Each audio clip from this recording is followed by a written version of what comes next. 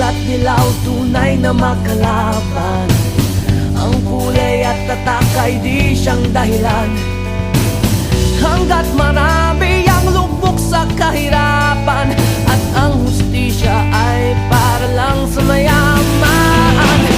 Habang may katsulog at sila ang nasa tuktok, di matatapos itong gulo.